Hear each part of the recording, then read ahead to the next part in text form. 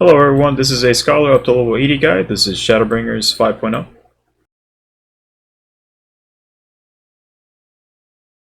So let's start this off with two new traits. We're going to get Corruption Mastery 2 at level 72, upgrades your Bio 2 into Biolysis. And Biolysis itself, if I can find it here, it's going to deal magic damage over time with a potency of 60, duration of 30 seconds. It is instant cast with a spell global cooldown. And this is what it looks like. Nice and fancy. At level 72, we're also going to get Broil Mastery 3. Upgrades your Broil 2 to Broil 3 and increases the potency of Ruin 2 to 200. So Broil 3 is going to get the animation change. It's going to deal magic damage with a potency of 280. It is a spell with a global cooldown, and this is basically going to take over for your Broil 2. And it's pretty similar, except the animation is much fancier. At level 74, we're going to get Recitation, if I can find it here. There it is. Allows the execution of Adloquium, Succor, which is useless, Indomitability, or Excogitation without consuming resources, while also ensuring critical HP restored at a duration of 15 seconds. It is instant cast with an ability off global cooldown to 90 seconds. Now this is a pretty straightforward ability. Typically you want to always land a critical hit, but you know it's RNG based and you definitely won't get it every single time, but this ensures that you get it every time you use your Recitation. So we're going to use it. Make sure you use it on Adloquium because it is much more mana efficient, and this guy will always make sure that you land a critical heal, and after landing a critical heal you're also going to get that catalyzed bonus. At level 76, we're going to get our Fey Blessing. Orders Fairy to execute Fey Blessing. It is instant cast with an ability off global cooldown of 60 seconds. And the ability itself, it restores the HP of all nearby party members with cure potency of 350. It is mana efficient. Mana efficient wise, this is much more efficient than actually using a tether on two targets. Obviously, if it's a single target, just use it along with your Aether Pact. But this is much more mana efficient for two or more targets. It's actually pretty impressive towards your Indomitability. It's pretty much the same. You use your Indomitability and then you use your Fey Blessing. Boom. That's roughly 2 or 3 seconds you've healed 750 potency. But just like any off global cooldown, make sure you weave these. Just like if you're playing Summoner, you use your DPS rotation or your heal, you toss out your Ruin 2 if you need to, if you're able to, and then go ahead and use this once you're able to capitalize on that healing. And this is what it looks like. Level 78, we're going to get a trait called the Enhanced Sacred Soil. It adds an additional effect to Sacred Soil that grants healing over time, basically what this is. So, besides the 10% damage reduction, it's also going to give you a regen with a cure potency of 100, and it's going to last 15 seconds. So basically, it's kind of like the White Mage's bubble effect. You put it down and then it gives you that regen. Pretty much anybody that steps in. And also I apologize for the inconvenience of causing one of my someone commenting very salty like that, you know, this level 50 scholar guide commenting that when my description of the Sacred Soil wasn't correct. Well, that was level 50 Sacred Soil. This is level 80 Sacred Soil, and it's kind of like a more efficient way of healing, and it also gives you that 100 potency. Level 80, we're going to get Summon Seraph. Summons Seraph to a fight on your side, while Summon automatically casts Seraphic Veil on party members who suffer damage. Cannot summon Seraph unless a pet is already out summoned. Includes your Eos or your Selene.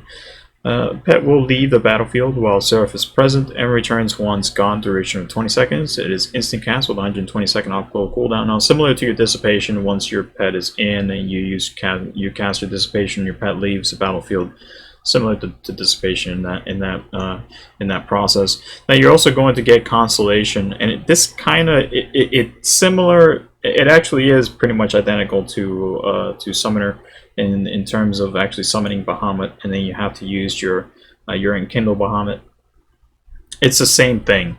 You have 2 charges of Consolation, and it only affects once you have your Seraph out in the field. And Consolation basically restores the HP of all nearby party members with a cure potency of 300, and it also gives you that 300 potency shield that lasts for 30 seconds.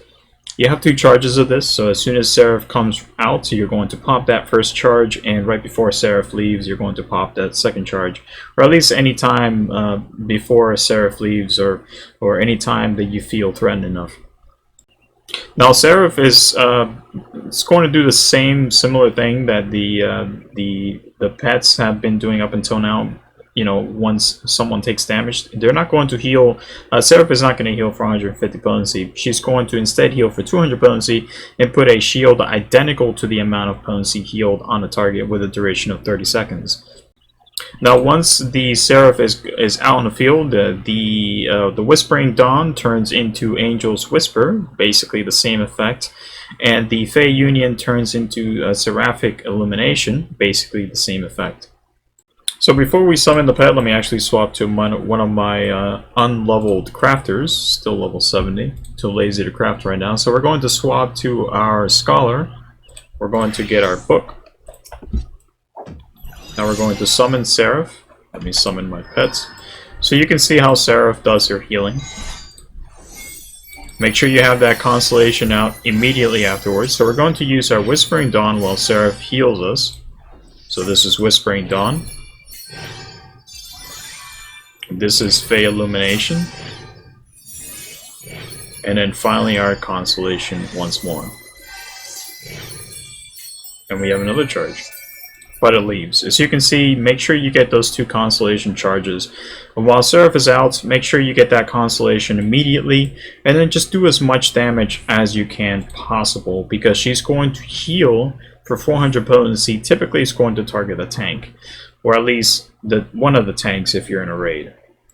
So as a recap, in terms of potency, your Biolysis and your Broil 3 are basically categorized under the same rotation. You toss your Biolysis 3 times with your Swift Cast, and then you're going to Swift Cast out a Adloquium.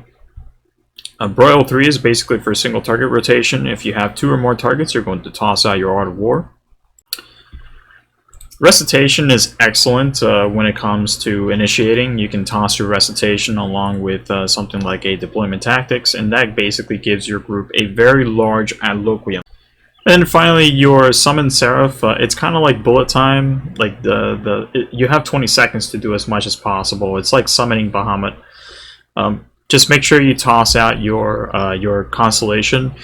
And finally, just make sure you don't go too far from the tank while you're using your Seraph. Your Seraph Veil is nice and efficient in terms of healing, but if you're too far away from the tank, it's pretty much negligible.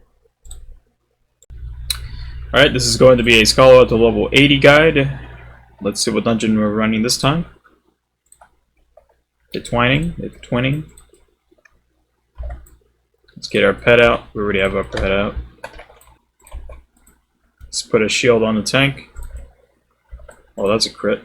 You can go ahead and toss your Recitation as well, and make sure you can get that crit shield, but I got it anyway. So I'm going to save it for when I shield them again after my Swift Cast.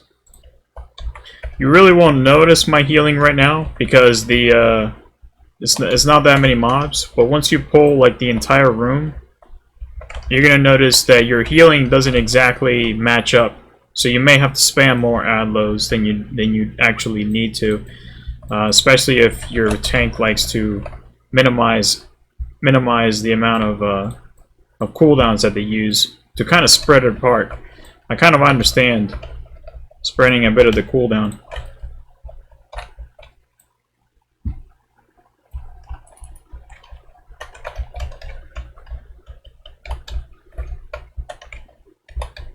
I have about 3 charges of that. I'm going to use Seraph here.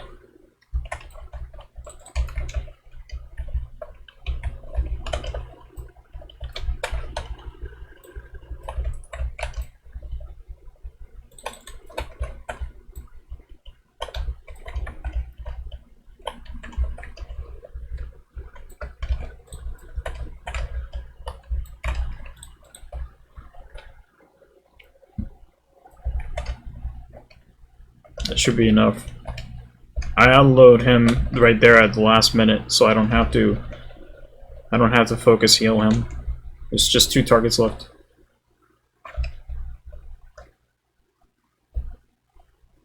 Okay, we're gonna toss our Seraph.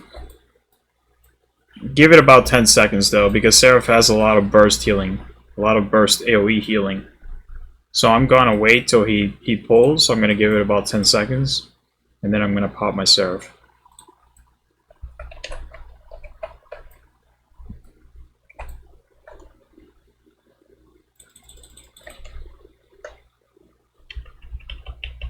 Okay, that's the tank buster.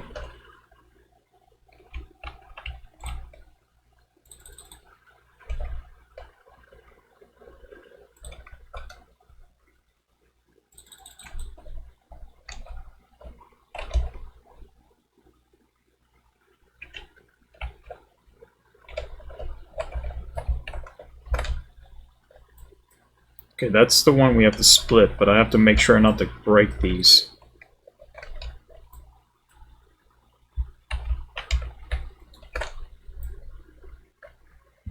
We got one more.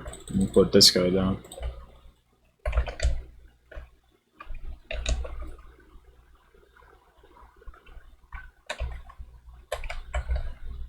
We should be fine, as long as we don't stack those.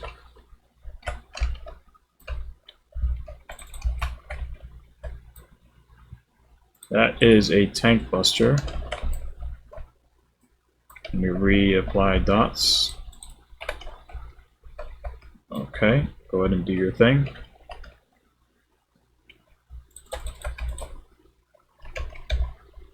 I'm gonna make sure that I stay near these guys.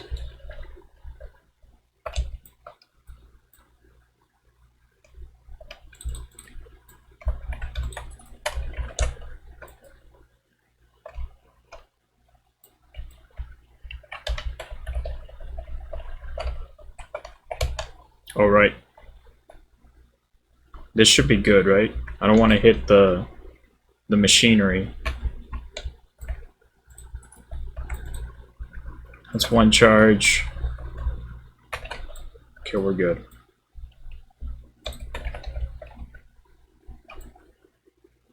Max cog the tank, that should heal him instantly.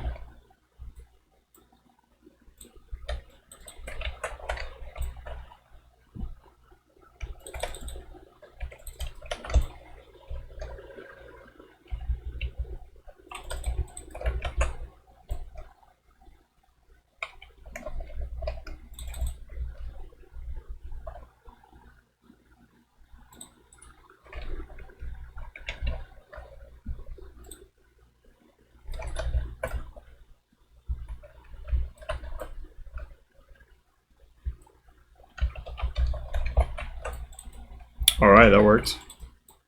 Good stuff. So the main priority is that Seraph. That Seraph gives you a buttload of AoE healing, and it also makes sure that the tank kind of stays afloat because of the 400 total potency on the heals. But it's mostly, well, half of it is shielding. That's for sure.